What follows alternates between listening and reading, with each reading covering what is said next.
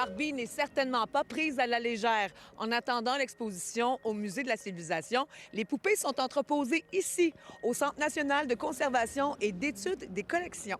Ces poupées ont une signification et de beaux souvenirs. Très difficile, là. Ça fait 60 ans que je suis avec ces choses-là, moi, là. C'est un paquet d'émotions tout mêlées parce que je suis tellement heureuse parce qu'ils vont perdurer dans le temps. Je sais qu'ils vont être conservés de façon impeccable, là. Ils ne gardent même pas le vêtement pour que ça soit à la même température. Est-ce que vous en avez une préférée? Oui, j'avais 6 ans quand je l'ai eu. Puis, écoute, je m'en souviens très bien. Je l'ai eu à Noël. Je me souviens très bien de quand je l'ai déballée.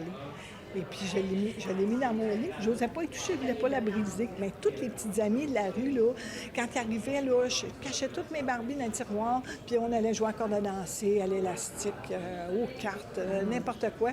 Parce que je voulais pas qu'il y ait les petits rubans dans les cheveux. Puis, c'est drôle, là, j'étais toute petite, là, j'avais 7-8 ans. J'en reviens pas qu'ils sont pas brisés de même. Moi, mais à coup pas, j'ai pas joué souvent avec des Barbies dans ma vie, mais les seules Barbies que je voyais, c'est dans les bacs à la garderie, puis étaient amputées d'un membre. C'est ça, tout nu, avec un moton au lieu des cheveux. À travers l'évolution de Barbie, il y a l'évolution de la femme, de son statut également. Est-ce que vous pouvez m'en parler un petit peu?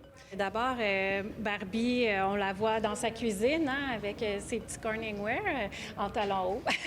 Elle est infirmière, hôtesse de l'air, professeure, jusqu'à devenir candidate à la présidence des États-Unis en 1992, mais elle a été aussi astronaute, chirurgienne. Il y avait 800 Barbies au départ, et vous en avez choisi 16 en tout? 22 poupées, puis une cinquantaine d'items, là, je dirais.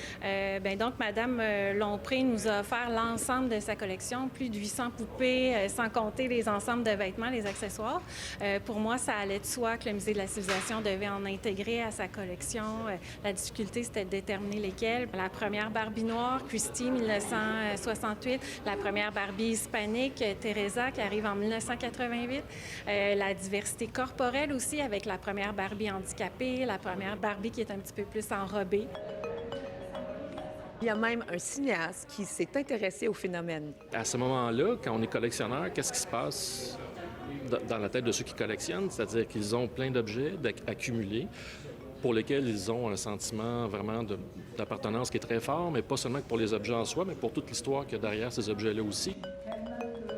On devra toutefois patienter jusqu'en 2026 pour voir Barbie dans le cadre d'une exposition sur le bonheur. À Québec, Marie-Julie Couturier pour Nouveau Info.